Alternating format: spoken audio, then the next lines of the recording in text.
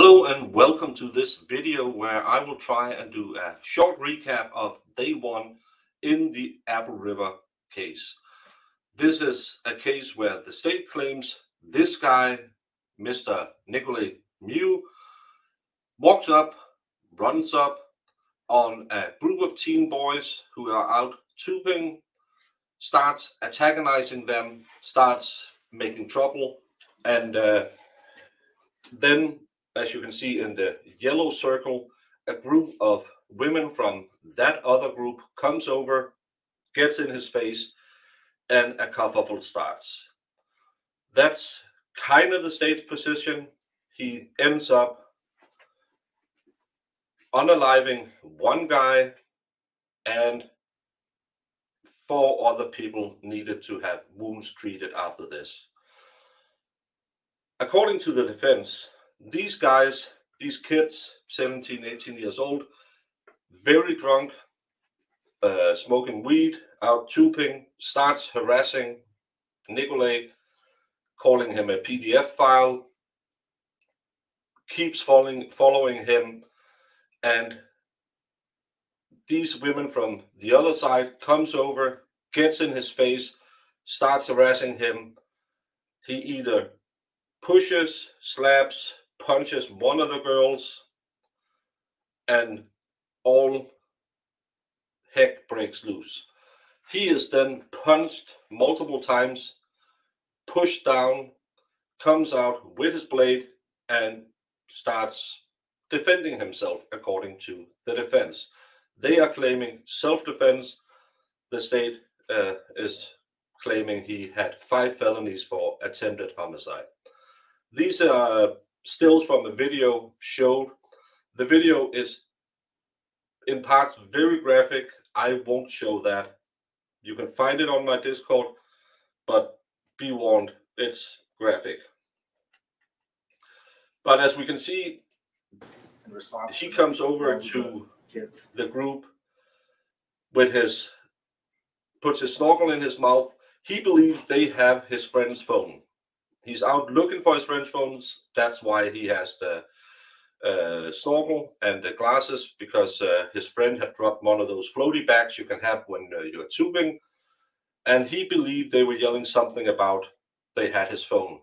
He walks over there and tries to grab something. He then loses his goggles, as we can see in this picture, looks for it, starts to walk around. The kids, as you can see here, starts to yell at him. He's walking further away. The kids walk up to him, starts yelling he's a PDF file, that he's looking for small girls.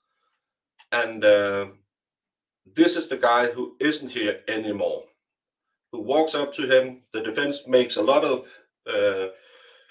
arguments about, look, his hands are open. He doesn't have anything in his hands. On the right, you can see the ladies from the other group coming over.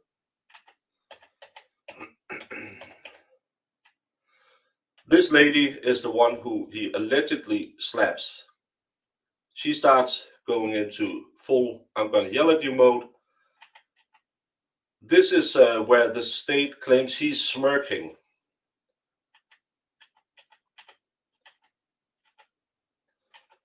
There's a more discussion, more people come over. He grabs on his right, if you see on the right, that's where they believe he had his knife, or he does have his knife.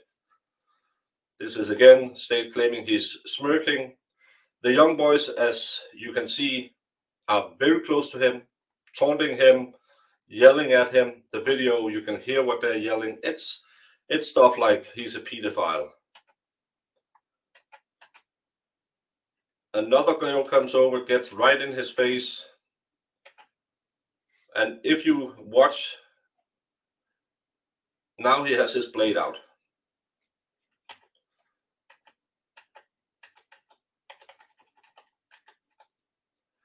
The girls are fully in his face again. If you watch down here, you can see he has his blade in his hand.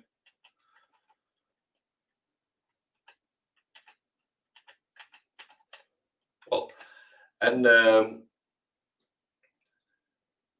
they're claiming that he punches Madison and then he walks off after having put holes in 5 people in about 25 seconds. So this case isn't about if 5 people was stabbed. It's more about, was there a reason why he did it? Was it self-defense, or did these people do something that caused him to react by violence and therefore making it self-defense? If we watch a few more stills, this is where they claim he punched Madison. You can see guys rushing in, him in the background. No longer there. Nikolai He's goes being down in the pushed water. down, slapped in the You see in face. the right photo. That's AJ. Someone comes over when he tries to come up, pushes him back down again. And it's hard to tell, but if you look closely on this picture, he's punched again in the face. And that's when he comes up, and I won't show more after this because you can see what he has in his hand and the direction it's going.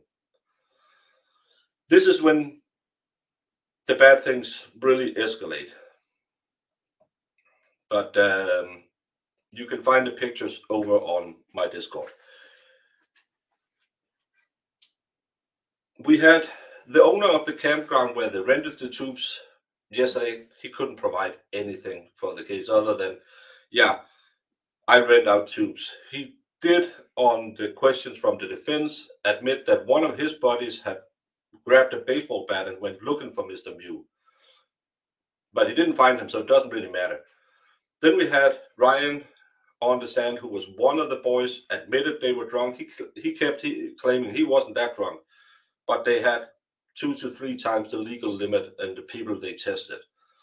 He claims they were so afraid of him they didn't do anything, but as you saw in the pictures, they were antagonizing him. If you look up the videos, they are yelling at him way before anything happens and are calling him all kinds of nasty words like PDF file and stuff like that, yelling he's out looking for small girls.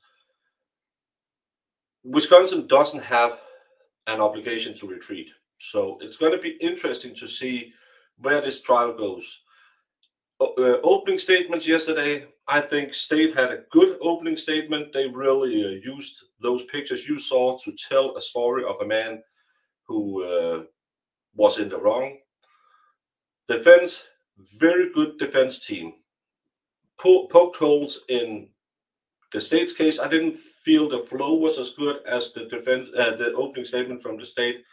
But when we got to cross-examination of especially Ryan, who were at the scene, they were really good. You might know the defense lawyer Sharowski from the Kyle Rittenhouse case. He was the guy who made Grosskreutz admit that he had pointed a thing at Rittenhouse. He is very competent, I have to say. Really good lawyer, did a good job. Is it enough? I don't know. Will we continue watching it? Of course we will. So tune back in today at 9 Eastern, 8 Central, where the trial is set to start again. And let's see how it goes today. Yesterday, did the State do enough to remove any reasonable doubt for me? That's always the presumption of innocence. No. These kids might have antagonized him. Is he in the right? Absolutely not. You should never go and make holes in people. But it's going to be an interesting case to see. There's a lot of witnesses being brought in, about 40 to 44 witnesses. It's lasting 2 weeks. I'll try to do these smaller recap videos so people can kind of get the gist of what's happening if they didn't watch the trial. Thank you for watching, and I hope I see you doing the live.